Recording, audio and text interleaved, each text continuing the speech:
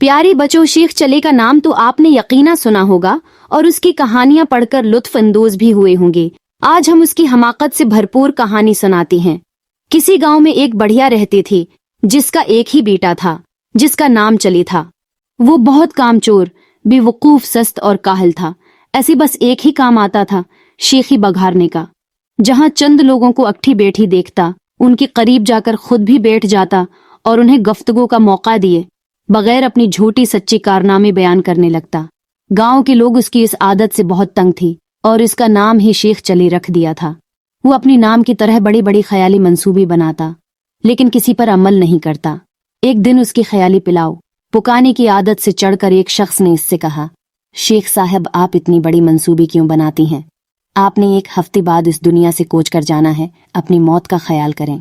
ये सुनना था कि बेवकूफ शेख चले को एक हफ्ते बाद अपनी मौत का यकीन हो गया और उसने उसकी तैयारी शुरू कर दें। पहले उसने कब्र कहदवाए और उसमें जाकर लेट गया। 6 दिन गुजर गई, कुछ न हुआ।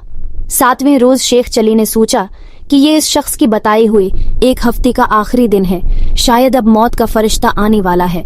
वो ये सोच ही रहा था कि उसकी कान में आवाज पड़े, अगर कोई अल्लाह का नेक बंदा अंडे की टोकरी मेरे घर पहुंचा दे तो मैं उसी अजरत में एक अशरफी दूंगा।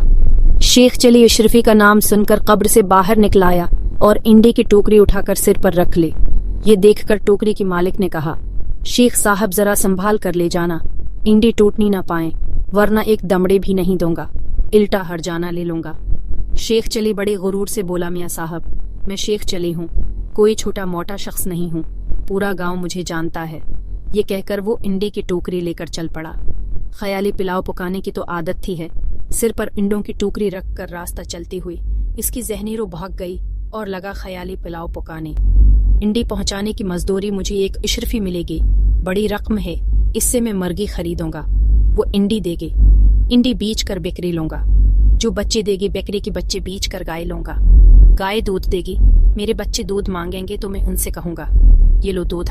इतना कहते हुए उसने टोकरा पकड़ी, दोनों हाथ हटा लिए, जिसकी वजह से वो जमीन पर गिर पड़ा और सारी अंडी टूट गई। अंडे के मालिक ने जब ये मंजर देखा तो वो बका करते हुए बोला, हाय मेरी अंडी। दूसरी तरफ शेख चली रोती हुई धाई दे रहा था, हाय मेरे बच्चे।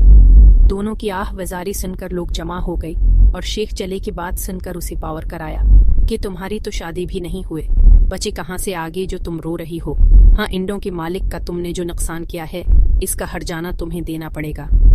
बात शेख चले की माँ तक पहुंची। इसने वहां आकर हर्जाने की रकम अदा करके शेख चले की गलो खलासी कराई।